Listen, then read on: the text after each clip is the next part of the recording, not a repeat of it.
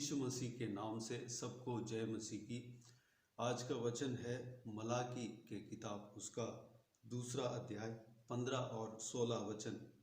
क्या उसने एक ही को नहीं बनाया, जबकि और आत्माएं उसके पास थी, और एक ही को क्यों बनाया?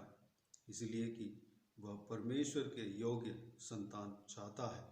इसलिए तुम अपनी आत्मा के विषय में चौकस रहो, और तुम में से कोई अपनी जवानी की स्त्री से विश्वासघात न करे, क्योंकि इज़राइल का परमेश्वर यहोवा यह कहता है, मैं स्त्री त्याग से घृणा करता हूँ, और उससे भी जो अपने वस्त्र को उपद्रव से ढांपता है। मेरे प्रियो, यहाँ पर परमेश्वर पति पत्नी के रिश्तों के बारे में और उनके विश्वासघात, स्त्री त्यागना, यह सारे चीज़ों को मना करते हुए हम देख सकते हैं। पति पत्नी का रिश्ता परमेश्वर ने बनाया है। हम उत्पत्ति के किताब उसका दूसरा अध्याय 18 से लेकर 24 तक हम देखते हैं, तो परमेश्वर एक इंसान को यानी कि आदम को बनाते हैं, और परमेश्वर यह कहते हैं कि आदम का अकेला रहना अच्छा नहीं। इस विषय को 18 वचन में हम देख सकते हैं। फिर यहोवा परमेश्वर ने कहा, आदम का अकेला रहना अच्छा नहीं, मैं उसके लिए एक ऐसा सहायक बनाऊंगा जो उससे मेल खाए। एक सहायक को परमेश्वर आदम के लिए बनाते हैं, और 21 वचन में आदम को बारी नींद में परमेश्वर डाल देते हैं, और उन आदम के सो जाने के बाद उनके एक पसली निकालकर उसकी जगह मांस भर देते हैं। 21 वचन में, तब यहोवा परमेश्वर ने आदम को बारी नींद में डाल दिया, और जब वह सो गया तब उसने उसकी एक पसली निकालकर उसकी जगह मांस भर दिया। 22 वचन में, और यहोवा परमेश्वर ने उस पसली को जो उसने आदम में से निकाली थी स्त्री बनाया, और उसको आदम के पास ले गया। मेरे प्रियो, जो हमारे लिए जीवन का साथी परमेश्वर ने हमें देता है, वह जो पुरुष से निकला हुआ पसली है, पसली से बना हुआ स्त्री है, नारी है। 23 वचन में, तब आदम ने कहा, अब यह मेरी हड्डियों में की हड्डी और मेरे मांस में का मांस है, इसलिए इसका नाम नारी होगा, क्योंकि यह नर में से निकाली गई है। इस कारण पुरुष अपने माता पिता को छोड़कर अपनी पत्नी से मिला रहेगा, और वे एक ही तन बने रहेंगे। जो पति पत्नी है, एक ही शरीर है। वह पति से पत्नी उत्पन्न किया गया है। पति का पसली से परमेश्वर पसली को निकालकर पत्नी को बनाया, और पुरुष के लिए स्त्री को सहायक, एक साथी बनाया। यानी कि इस वचनों को जब हम देखते हैं कि पति पत्नी एक ही शरीर है, मांस में की मांस और हड्डियों में की हड्डी है। परमेश्वर ने इस प्रकार 24 वचन में कहता है कि इस कारण पुरुष अपने माता पिता को छोड़कर अपनी पत्नी से मिला रहेगा और वे एक ही तन बने रहेंगे। वह पत्नी के साथ मिला रहेगा। जितना माता पिता के साथ मिला रहता है उस तरह नहीं पत्नी के साथ मिला रहेगा और वह दोनों एक ही तन होंगे। परमेश्वर ने यह वचन दिया हुआ है, यह आज्ञा, यह शादी का नियम परमेश्वर ने बनाया हुआ है।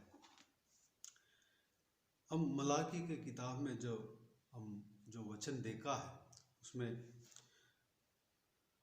उस नियम को तोड़ना हमारे अधिकार में नहीं है। उस नियम को जो परमेश्वर ने बनाया है पति पत्नी के बीच में, हमें तोड़ने का अधिकार नहीं दिया गया है। परमेश्वर कहता है, परमेश्वर का वचन कहता है, जो परमेश्वर ने जोड़ा है वो उसको मनुष्य अलग ना करे। यह वचन परमेश्वर प्रभु यीशु हमसे कहता है।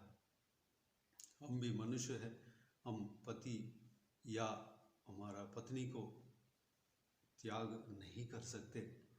14 वचन में इस प्रकार, जो मलाकी की किताब उसका दूसरा अध्याय 14 वचन में इस प्रकार लिखा है, इसलिए क्योंकि यहोवा तेरे और तेरी उस जवानी की संगिनी और ब्याही हुई स्त्री के बीच साक्षी हुआ था जिससे तूने विश्वासघात किया है। जब हम विवाह करते हैं उसका साक्षी यहोवा परमेश्वर है। यहोवा परमेश्वर स्वयं पति पत्नी जब जुड़ते हैं उसका साक्षी बनते हैं, गवाह बनते हैं।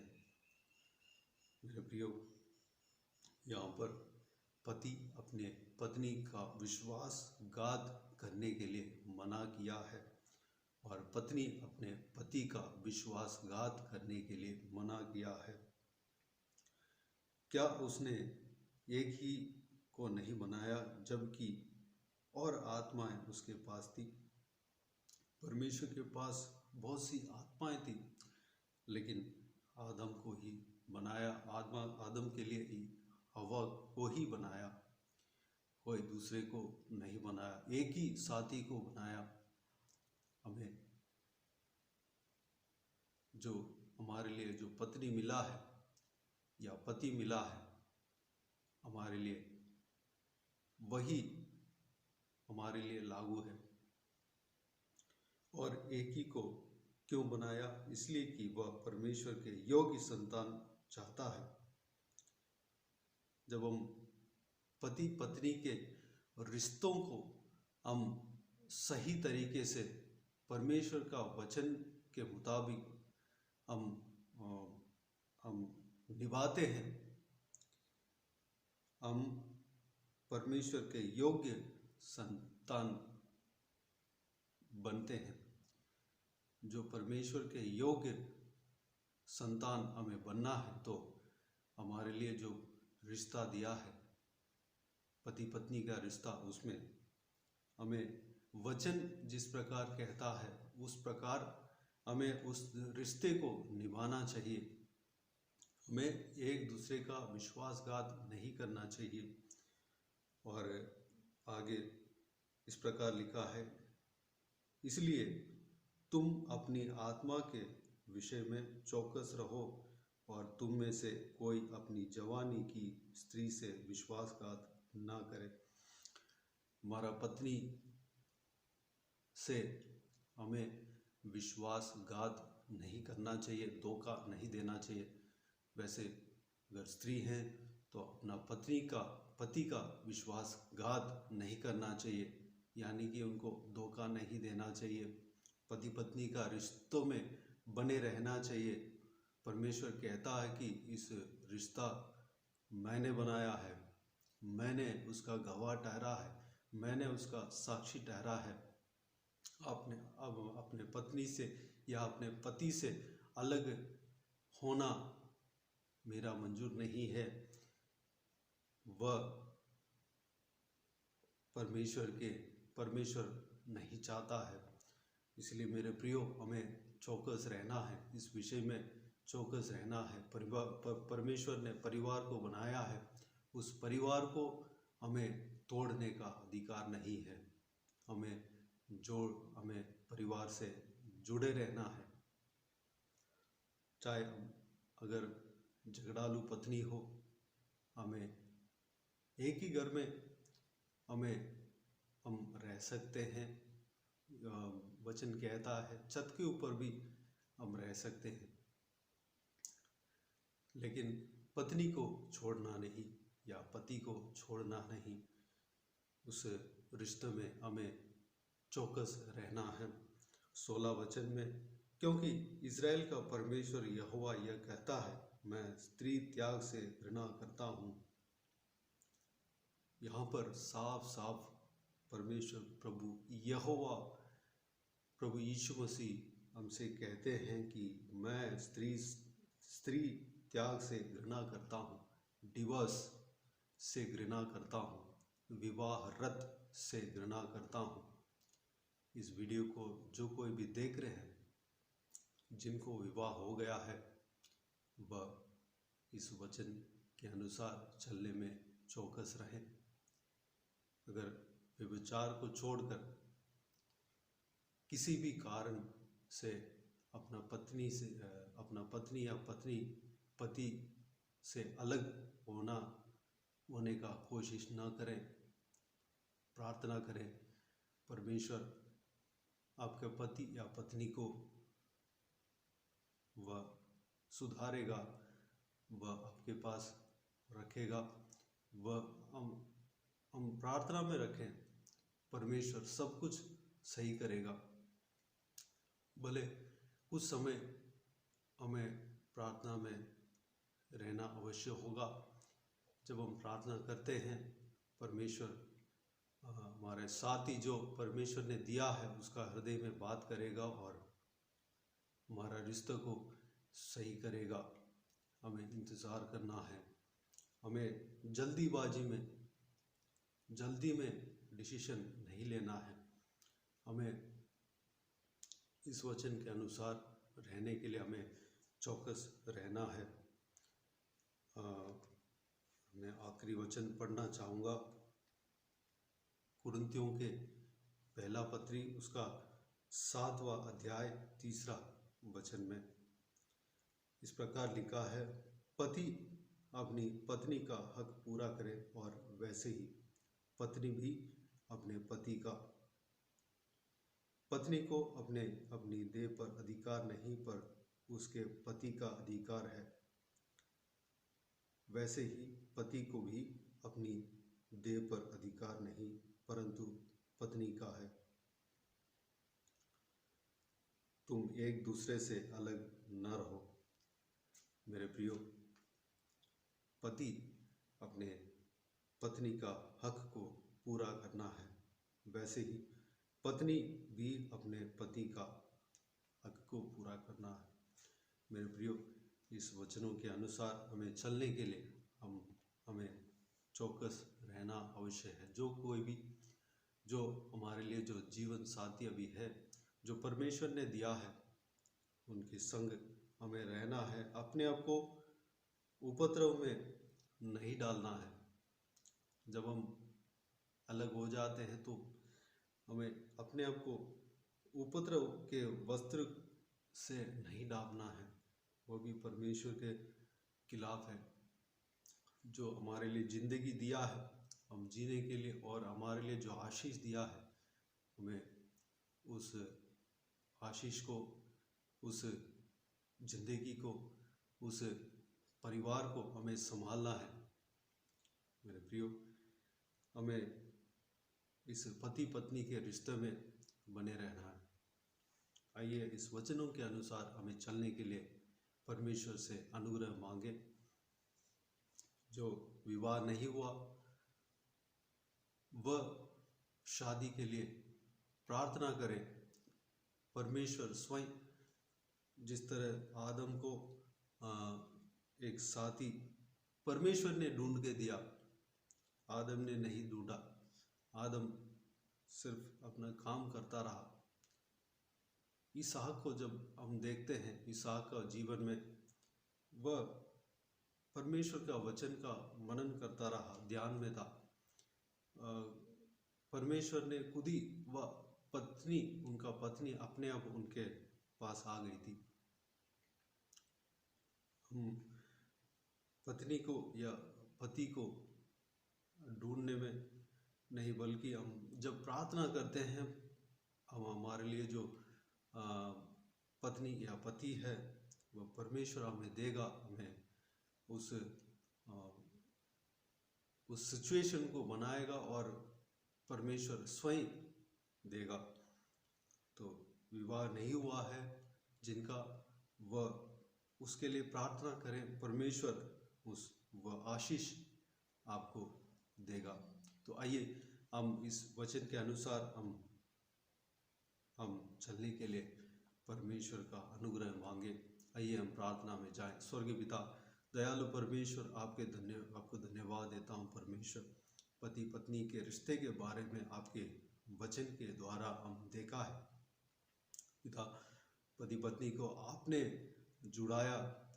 जुड़ा परमेश्वर पिता। आदम के लिए एक परमेश्वर सहायक आपने बनाया, उसका फसली से परमेश्वर फसली को निकाल कर परमेश्वर उसमें मांस भर दिया और उस फसली को नारी बनाया। परमेश्वर एक आदम के लिए साथी, एक सहायक बनाया परमेश्वर पिताजी। पति अपना पति का मांस के मांस और हड्डियों में से हड्डी है परमेश्वर। इसलिए माता पिता से अलग होकर दोनों एक तन रहना है परमेश्वर। जैसे आपने वचन में नियम आपने दिया, उस नियम को हम पालन करने पाए। जो आपने हमें इस आशीष को आपने दिया, उस आशीष को हम परमेश्वर ग्रहण करने पाए, निभाने पाए, अपने आप को उपद्रव में नहीं टालने पाए। परमेश्वर, हमारे लिए जो आपने स्त्री दिया या जो पुरुष दिया, उनको हम त्यागने नहीं पाए परमेश्वर, बल्कि हम एक साथ आपके वचन के अनुसार परमेश्वर आपके जो दिए हुए रिश्तों को निभाने पाए परमेश्वर। हम जो कोई भी साथी आपने दिया है, उनके हक को हम पूरा करने पाए परमेश्वर। हम जल्दी में हम डिसीजन नहीं लेने पाए परमेश्वर, बल्कि हम प्रार्थना में बने रहने पाए परमेश्वर। आपके कार्य के लिए हम इंतज़ार करने पाए परमेश्वर पिता। हमें आशीष देना, हम प्रार्थना में बने रहने के लिए अनुग्रह देना, एक ही घर में हम रहकर आपके महिमा करने पाए परमेश्वर। धन्यवाद देता हूँ पिता। हम अपने पत्नी को परमेश्वर, अपने पत्नी को या पति को विश्वासघात नहीं करना चाहिए पिता। हमें अनुग्रह देना पिता। आपने हमारे लिए जो साथी दिया है, हमारे लिए जो सहायक दिया है परमेश्वर, आपके मर्जी के खिलाफ हम नहीं करना चाहिए परमेश्वर। आपके मर्जी, आपके वचन जिस प्रकार कहता है, उसी प्रकार हम अपने जीवन को बिताने के लिए अनुग्रह देना पिता। हमारे शादी में आप साक्षी बने परमेश्वर। हम अलग होने के लिए हमारे हाथ में कोई अधिकार नहीं है पिता, क्योंकि आपने हमें जोड़ा है। धन्यवाद देता हूँ परमेश्वर। धन्यवाद। इस रिश्तों में हम चौकस रहने के लिए अनुग्रह देना पिताजी। सभी को इसी तरह आशीष देना परमेश्वर। जो विधवाएं हैं परमेश्वर, पति को खोकर बैठे हैं परमेश्वर, उनको आंसुओं को आप जानते हैं परमेश्वर पिताजी। उनको आंसुओं को पहुँचना, उनके संग रहना, उनके जीवन में आपकी योजना पूरा होने देना परमेश्वर। उनका मन की प्रार्थनाओं को आप जानते हैं पिता, उनका प्रार्थनाओं का उत्तर आप देना परमेश्वर। उनको आशीष देना पिताजी। जो कोई भी जन शादी का इंतज़ार मेरा बैठे हैं परमेश्वर, प्रार्थना कर रहे हैं, उनको एक अच्छा सा सही समय पर एक अच्छा सा जीवन साथी देना और शादी कराना पिता। धन्यवाद। सभी को आशीष देना। यह आशीष परमेश्वर आपने दिया है, आपकी ओर आता है परमेश्वर। हम परमेश्वर अपने पति या पत्नी को परमेश्वर अपना दिमाग से नहीं खोजने पाए, बल्कि प्रार्थना के द्वारा हम रहने पाए, प्रार्थना में और वचन पढ़ने में, मनन करने में हम रहने पाए। इस विषय के लिए, इस आशीष के लिए हम प्रार्थना करने पाए। परमेश्वर आप हमें यह आशीष देंगे। धन्यवाद देता हूँ पिता। सभी को आशीष देना। जो बीमार व्यक्ति है परमेश्वर, जो इस वीडियो को देख रहे हैं, उनमें जो कोई भी बीमार है उनको छूकर चंगा करना। प्रभु यीशु मसीह के नाम से चंगा प्राप्त करने पाए, प्रभु यीशु मसीह के नाम से चंगा होने पाए। जो कोई भी तकलीफ में है, दुख में है, उन सबको सारा तकलीफ को दूर करना, परेशानी को दूर करना परमेश्वर। हालेलुया। शांति आनंद से भरना, आंसू को पहुँचना परमेश्वर। धन्यवाद देता हूँ। जो कोई भी जन ट्रीटमेंट ले रहे हैं उनका ट्रीटमेंट में आशीष देना पिता। ट्रीटमेंट सफल होने पाए पिता। डॉक्टर के द्वारा आप कार्य करना, स्वयं आप उन्हें छूकर उन्हें चंगा करना पिता। ट्रीटमेंट का सारा ज़रूरतों को पूरा करना। छोटे बच्चों को और जवान बच्चों को आपके हाथों में समर्पित करते हैं। उनके संग रहना, उनको ज्ञान बुद्धि देना परमेश्वर। आपके वचन के अनुसार चलने के लिए अनुग्रह देना, गलत राह पर नहीं चलने देना, आपके वचन के रोशनी पर चलने पाए अनुग्रह देना, सुरक्षित रखना पिता। बुजुर्ग व्यक्ति को आपके हाथों में समर्पित करते, उनके संग रहना, वह आपके लिए परमेश्वर तैयार होने पाए। उकाब की तरह नए पंख लेकर आपके लिए उड़ने पाए परमेश्वर। आपका सेवा करने पाए अनुग्रह देना, लंबी उम्र देना, उनका हड्डियों में ताकत बल देना परमेश्वर, घुटनों में ताकत देना बल देना परमेश्वर। दुर्बलता कमजोरी को निकालना पिता, बल सामर्थ्य से बनना, उनके जीवन में आपकी योजना पूरा होने देना। आपका परमेश्वर, आप उनका परमेश्वर हालेलुया सहारा बनना, आप उन्हें चलाना। हालेलुया। धन्यवाद देता हूँ। विधवाओं को आशीष देना पिता, सारे जो लोगों को आशीष देना, सारे व्यूअर्स को आशीष देना परमेश्वर। उनका परिवार में आशीष देना, पारिवारिक जीवन में आशीष देना पिता। कोई झगड़ा वगड़ा नहीं होने देना परमेश्वर, कोई क्लेश नहीं होने देना पिता। पति अपने पति का हक को पूरा करने पाए, पत्नी अपने पति का हक को पूरा करने पाए परमेश्वर। अनुग्रह देना। सारा जलाल आदर महिमा आपको मिलती रहे। सारा दुआओं को सुना ग्रहण किया। धन्यवाद देता हूँ। जो कोई भी जन परमेश्वर शादी के लिए इंतजार है, उनको एक अच्छा सा जीवन साथी देना, शादी कराना। जो कोई भी जन संतान का आशीष के लिए प्रार्थना कर रहे हैं, उनको संतान का आशीष देना। जो कोई भी जन नौकरी का के लिए प्रार्थना कर रहे हैं, उनको एक अच्छा सा नौकरी देना परमेश्वर। आशीष देना पिता। जो जिनका घर नहीं है, घर देना। जिनका परमेश्वर हाले, जो लोग कर्ज में और कर्ज में फंसे हैं, उनको कर्ज से छुटकारा देना परमेश्वर। जो लोग परमेश्वर शैतान के बंधन में हैं, उन्हें छुटकारा देना प्रभु यीशु मसीह के नाम से। वो बंधन टूटने पाए, शैतान के बंधन से छुटकारा पाने पाए। धन्यवाद देता हूँ। आपके लहू को उनके ऊपर लगाना परमेश्वर। धन्यवाद देता हूँ। सारा जो कोई भी जन कर्ज में फंसे हैं, उनको कर्ज से छुटकारा देना, वापस देने के लिए द्वार खोलना। सारा जलाल आदर महिमा आपको मिलते रहे। सारा दुआओं को प्रभु यीशु मसीह के नाम से मांगते हैं, सुन और ग्रहण कर। आमीन आमीन। प्रभु यीशु मसीह के नाम से प्रभु यीशु मसीह का आशीष और अनुग्रह हम सभी के ऊपर बने रहे। आमीन आमीन।